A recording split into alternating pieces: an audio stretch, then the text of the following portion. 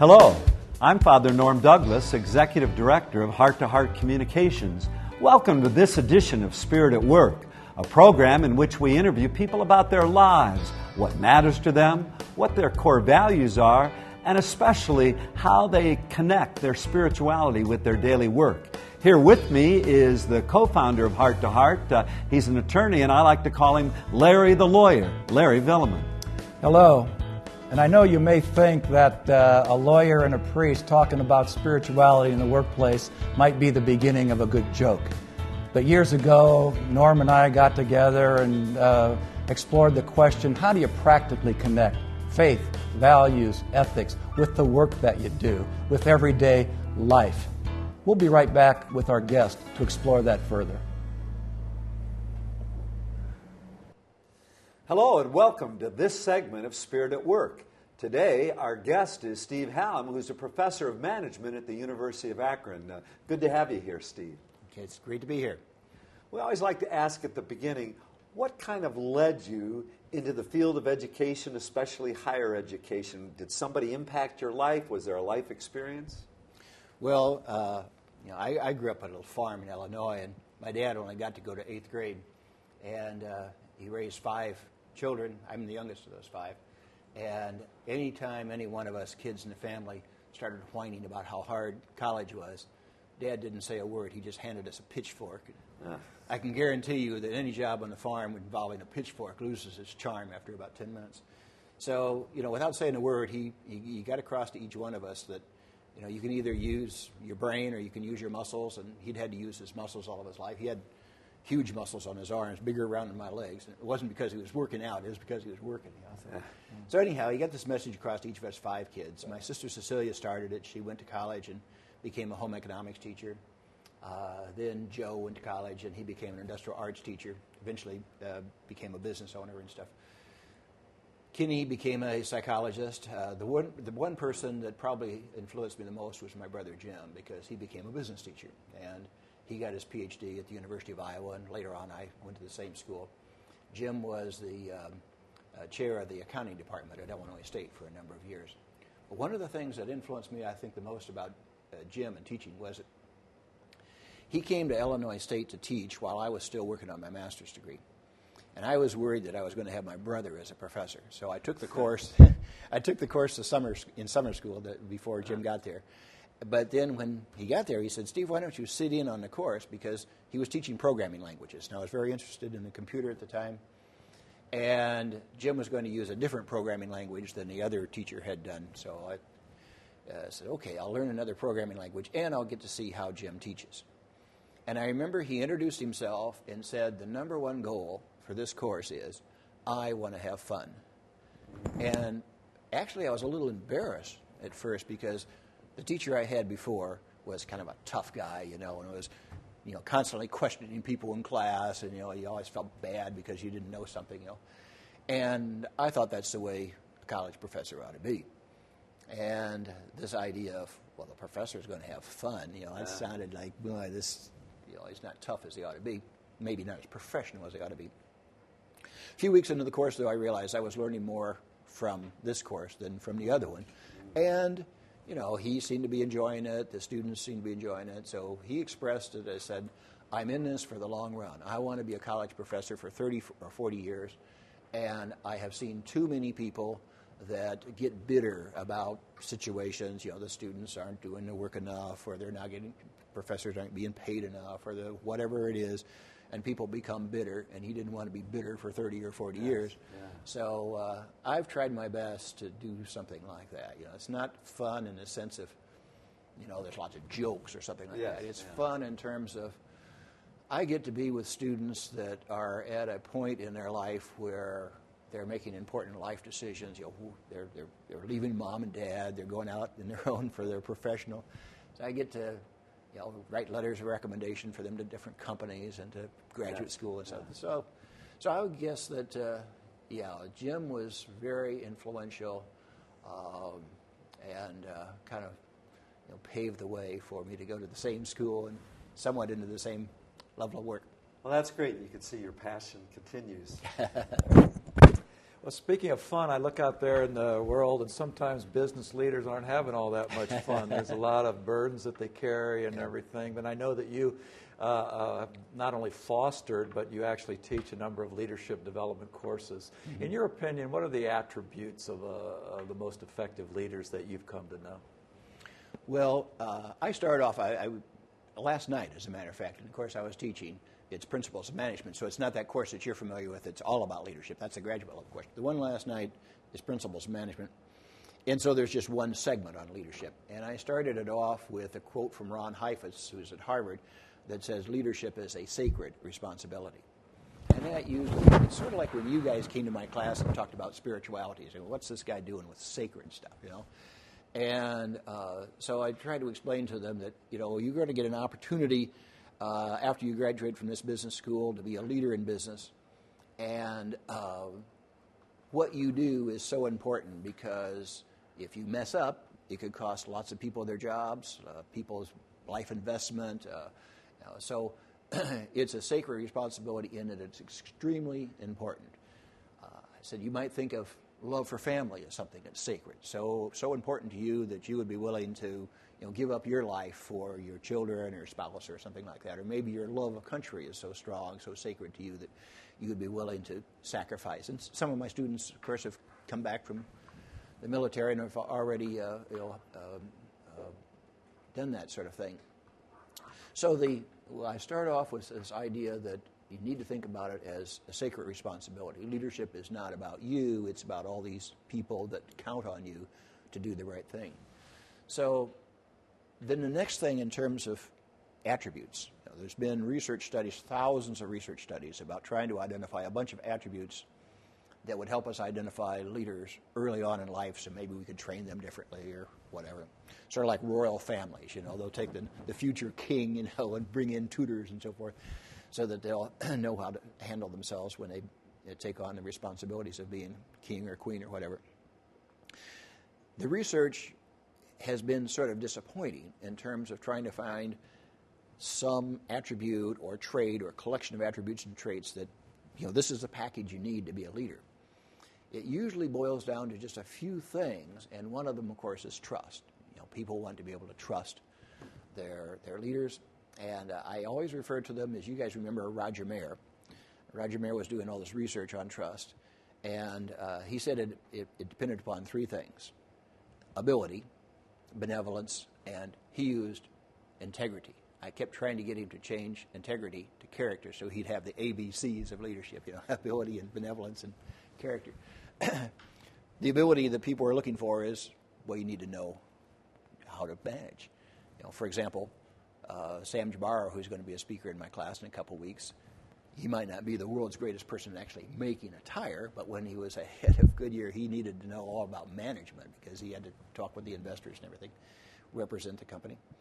So that ability, and then the benevolence is about not being just in it for yourself, but all the other stakeholders that you have, the stockholders, the customers, the workers, the community, and everything. Then the C, or integrity, that Roger said, I wanted it to be C for character. That is this business of people trusting you to, you know, because as a business leader, you're going to make decisions for other people. People are going to turn over to you, where is this business going, and what investments are they going to make? You know, are we going to buy another business? You know, what you get into new products and services. So people need to trust that you know what you're doing. So trustworthiness, I would say, is that number one thing to answer your question. Okay. Question, you talk about, I know you've taught ethics. Some people say, hey, you can't really teach ethics in the classroom. In fact, I've read where people take a class on ethics and you find out some of the students even cheat on the final exam. What do you believe about ethics, how to teach it in a way that makes a real difference in people's lives?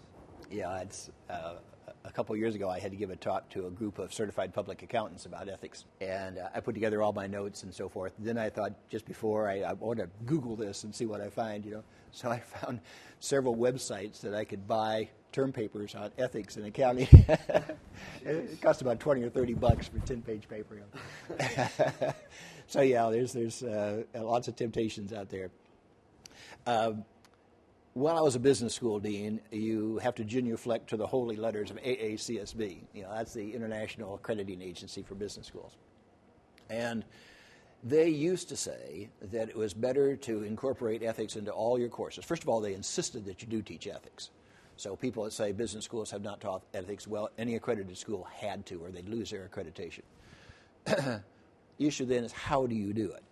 And so what AACSB used to say, and they've changed their approach because of all these scandals and so forth recently, they used to say that you should incorporate it into all the basic courses rather than just have a separate business ethics course. Because when you have a separate business ethics course, students get the idea, well, the other professors don't have to touch this.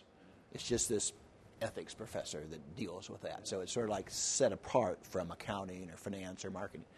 So what you see now is all the textbooks in finance and accounting and so forth, they have incorporated ethical issues practically every single chapter. So students are getting kind of sick and tired of ethics all the time. Yeah. The other little twist that I try to give it is I ask the students, as a business student, what is the most ethical thing you should be doing now? And they'll come up with, well, not cheat on term papers and properly cite, so they don't plagiarize or cheat, look at somebody else's paper while they're taking a test or something. And I said, well, all of those things are important, but I said, what about learning as much as you possibly can while you're a student about accounting, marketing, finance? I said, just imagine 10 or 20 years from now, you're in some very important business leadership position, and you have just made a big blunder. And because of your blunder, the company is going to go bankrupt, people are going to lose their jobs, people's investments are going to be gone, and you're sitting there thinking, well, I didn't know that accounting principle or that finance concept or whatever, and that was a day I decided to skip class or whatever. Yes. But people are going to trust that you know that because you got a degree from a leading business school. You should know these fundamental principles of accounting, and they're going to then turn over to you this ability to make decisions in that area, and you've let them down. So, it's sort of like what you guys talk about in spirituality. It's not like ethics is just doing something good once in a while. It's, doing the primary thing that you do as well as you possibly can. I'll have to stop you there for a moment. We're just about wrapping up this particular segment. We'll be back in a few moments for our next segment with Dr. Steve Hallam.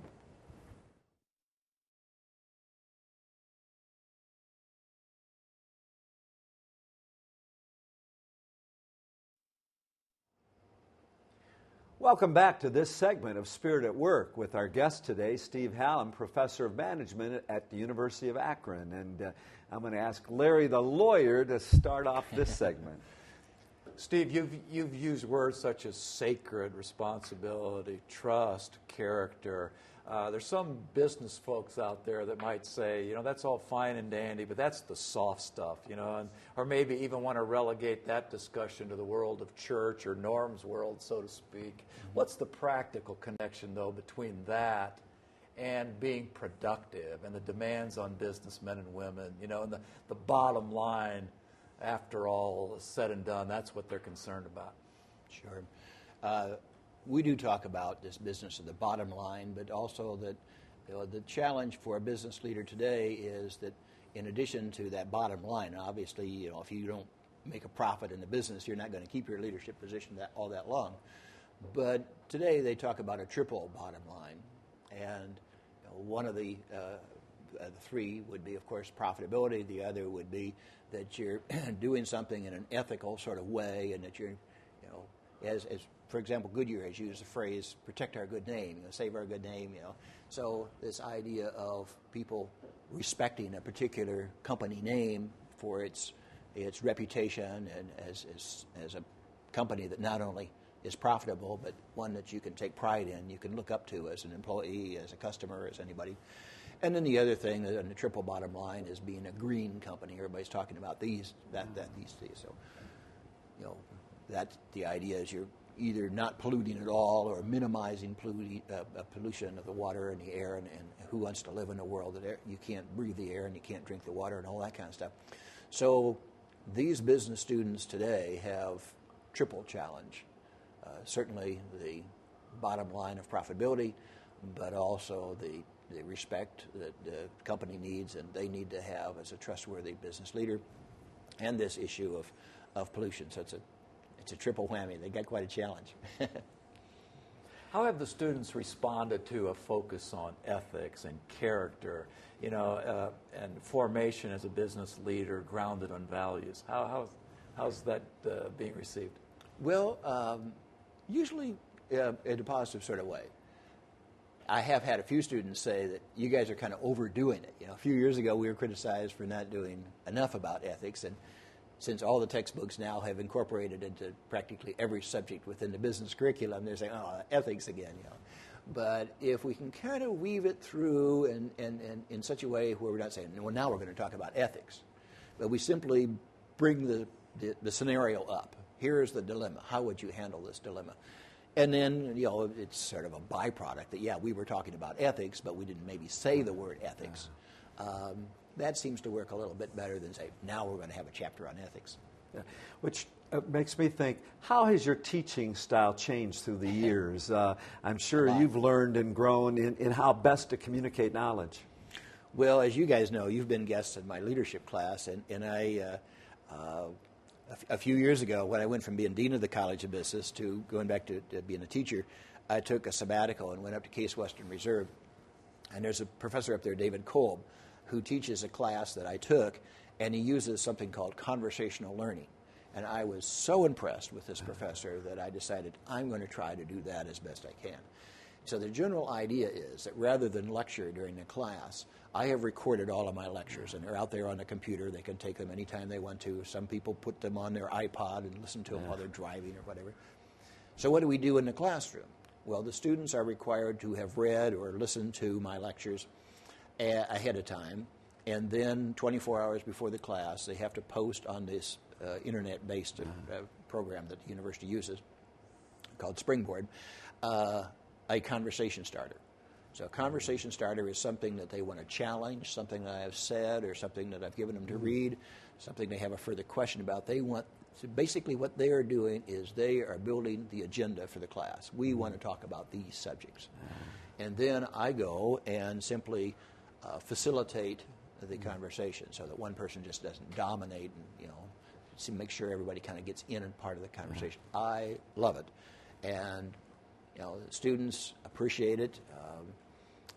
You had asked me earlier about, really good moments in teaching. Yeah. And this last class, when we finished up, there was actually applause. That doesn't happen very much wow. in my profession, Yes. But they were sort of sad that the class was ending. So, wow, that just made my day. Yeah. Sure. Your own personal and spiritual development, if I may, as you've progressed in education and secondary education, how would you best describe that? I know that's pretty wide open, so forgive me for that. But, that's okay. I don't know how else to ask it. That's okay. One of the things that, now that I'm not a dean anymore, I have a little bit more time, and one of the things that I did a few years ago was join a book club. And the guys in this book club like to read, things that are more philosophical than what you'd sort of expect a business prof to be reading. It's not all about business. So we get into some really interesting discussions about spirituality and religion and so forth. And I find that just fascinating. I never really was a scholar of the Bible and things like that when I was growing up.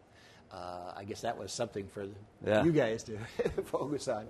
So I've done a lot more reading in the last few years. I find it fascinating. Also with so many international students, I have in my class students that are from every religion that you can imagine all over the world. So I feel strongly that we need to make sure that students in a class like that feel comfortable. Wherever, sort of like what you guys talk about, wherever I think your phrase is, wherever the person is in their spiritual journey. Yes. So I have students that are going through, the period of time when most people at that stage in their 20s and 30s, they're questioning everything. Whatever mom and dad believed in, they're kind of typically rejecting it or something. So the last thing they need from me is somebody that is going to try to cram my ideas down their throat. But on the other hand, we want to hear what they have to say. So I guess I'd like to be as open to different people's idea about what spirituality is as it possibly can. And I guess I could just say that my life has been sort of a struggle in terms of trying to figure out, what's it all about.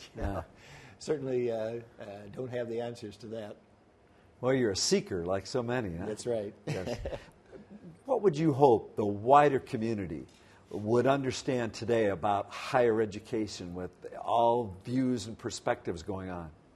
Well, when you watch the news and see these protests and in Wisconsin and also here in our own state, the thing that bothers me the most is this, some of this really negative accusations toward teachers.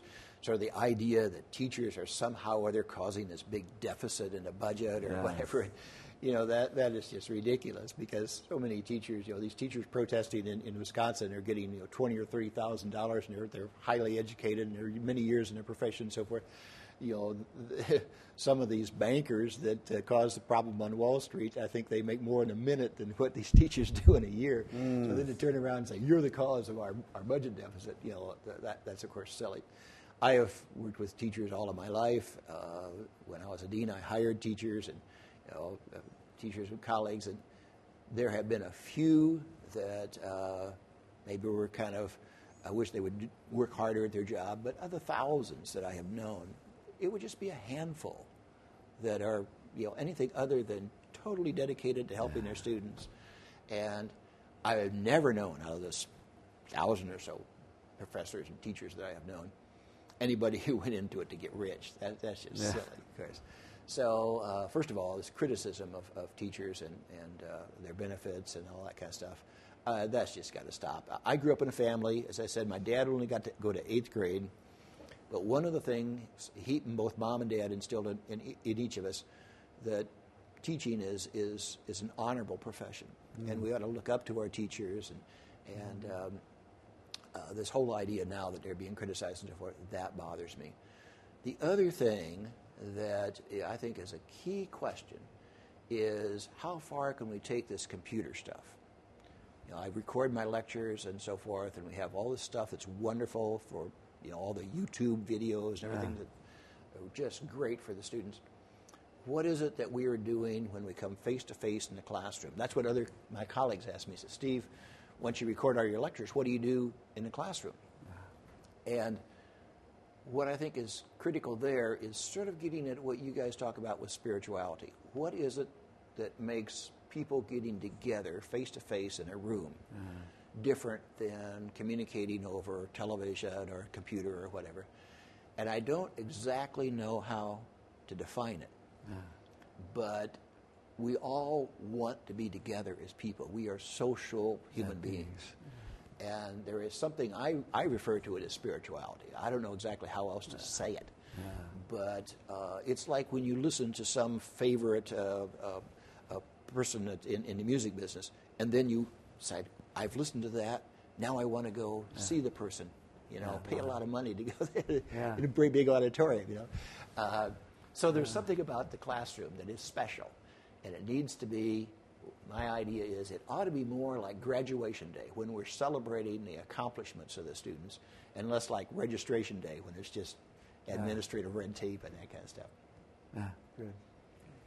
I ask so many of our guests questions relating to balance. Maybe it's because I'm so imbalanced, but respecting, I think, what that word means. How do you stay balanced? Because I know you have a lot on your plate in so many kinds of ways. How would you? We have about a minute left, and I hate to put that on you in such a rush, but what's the key to staying balanced? Well, one of the things I do is I've always exercised a lot. I used to be a runner, and then I hurt my knee, and so now I belong to a bicycle club. I did 3,300 miles on my bicycle this past year. And I think that actually gives me more time. I think that gives me more energy. The bicycle club that I belong to, Romeo, Tired Old Men Heating Out, is what the letters stand for. So a lot of the guys are in their 60s and 70s and even some in their 80s. They're inspirational to me, because I see somebody 80 years old, being able to go up a hill on a bicycle. So I've always believed in exercise as one of the things that get rid of tension and so forth. My family is important to me, so it's I guess it's like a lot of other things. It's a struggle. I don't have any, pat answer to that question. But I think it's very, very important. I certainly encourage my students to strive for that balance. Well, hey, thank you very much as the professor that you are and the wisdom you have to impart. And stay with us. We'll be back, Larry and I, in a moment to have a little reflection upon the words that Steve Hallam has shared with us.